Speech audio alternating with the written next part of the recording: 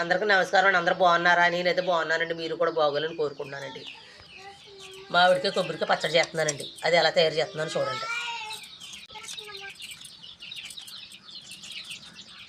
Support check చేసుకోవాలండి.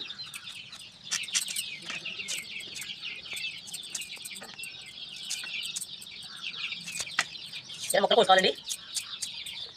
అలాగే జీలకర్ర కూడా,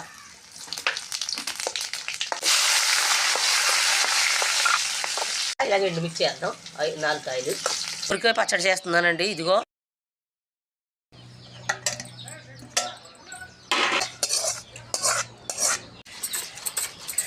నలిపోయిందండి, తీసేద్దాం. తాలింపులు వేస్తున్నానండి. కరివేపాకు వేసాను. మిర్చి 2 కాయలు